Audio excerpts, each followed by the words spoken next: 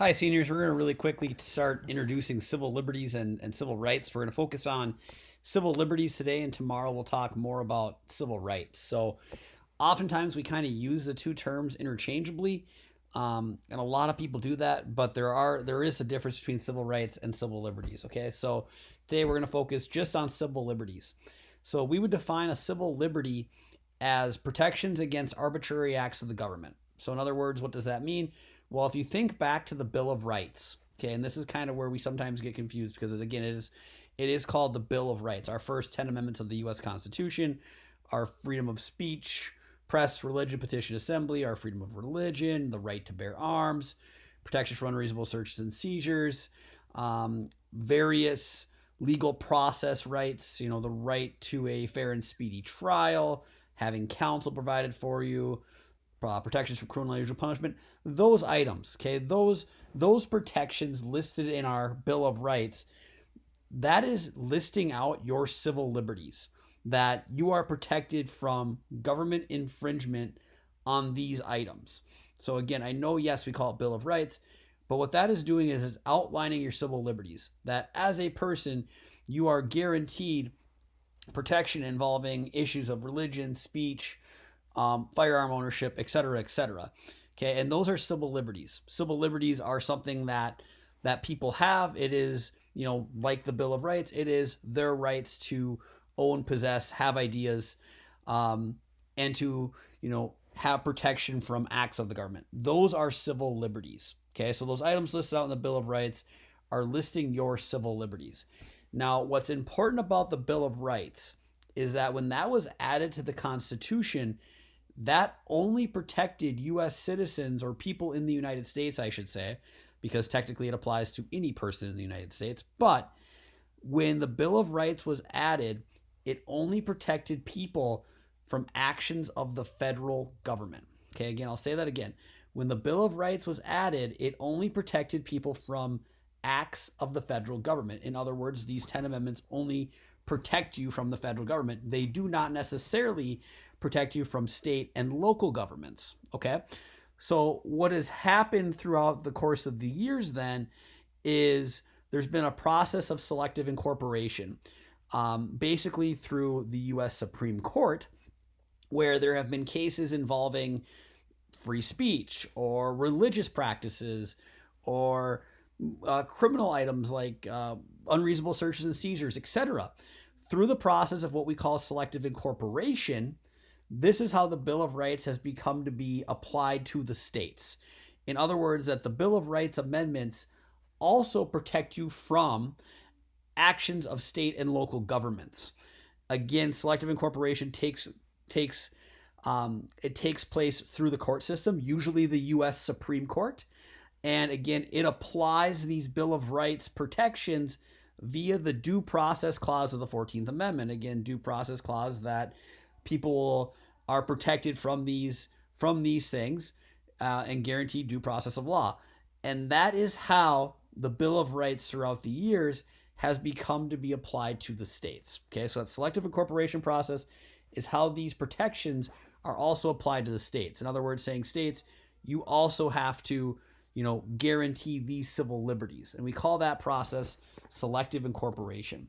We're going to focus for our mini lecture today. We're going to focus on the First Amendment, and we could talk pretty much any of the Bill of Rights amendments, but we're going to talk First Amendment.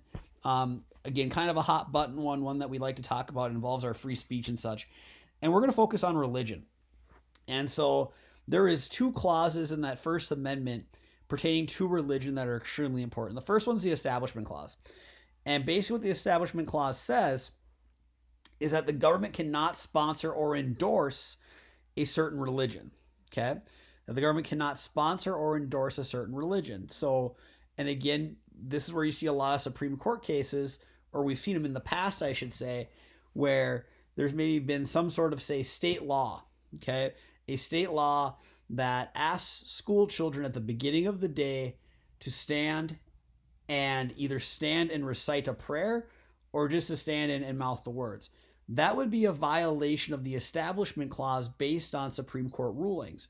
Because in that case, the government is saying, the state government is saying, you have to, again, even if it's a school, it's a public school, it's a part of the state government. That would be a violation of the Establishment Clause because it would be a form of the government sponsoring or endorsing a religion. Now, that rule is a little different with private parochial schools because those are private schools, right? They're privately funded. They do not receive the same funding as a public school such as Central Cass Central Cass High School. Okay? The other important protection within that First Amendment is what we call free exercise. And that is what allows a person to practice their religion freely. Basically saying that the government cannot infringe on how religion is practiced. Now, there's maybe some limitation to that. There's been, the question that we sometimes get in class is about sacrifice. And in the Supreme Court, in some cases, has protected animal sacrifice. As far as I know, there is no human sacrifice case on the books. But free exercise, it allows people to practice their religion freely or to choose not to practice a religion at all. Okay, that is free exercise. Other protections within that First Amendment include political speech. Political speech is protected. If a student wanted to wear a shirt to school that, said, Joe Schmo for president, that student cannot be punished for wearing that shirt. However, that student could be punished for wearing that shirt in a school if there was obscene materials, language, depictions, etc. That would be different. Okay, but political speech, that's protected. Now, again, there's limitations to it. None of these rights or none of these protections are absolute, quote unquote.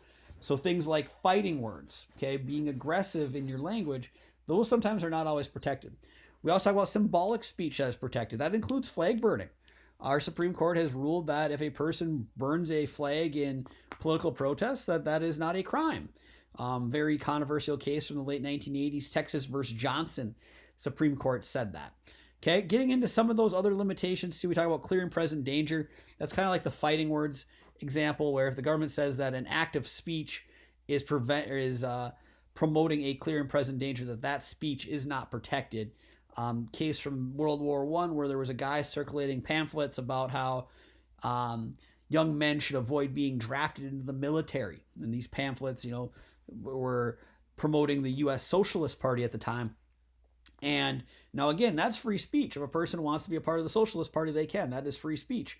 However, what the U.S. government said here in the 1917 case of Schneck versus the United States is that because Mr. Schneck was promoting a clear and present danger or presenting a clear and present danger because he was asking young men to not participate in a U.S.-sponsored war effort, that was a kind of an extenuating circumstance, and therefore his speech was not protected. Okay, so that's something else. Things like libel and slander, where people knowingly make malicious or false claims about people in the attempt to hurt their reputation. That is not protected. However, again, at the same time, it is very hard to prove libel and slander, but those are not protected areas of speech. We also talk about obscenity, and the Supreme Court's kind of been all over the board on what's obscene, but obscene materials are also not protected speech. Okay, so just really quick on some First Amendment items and civil liberties, please let me know if you have questions.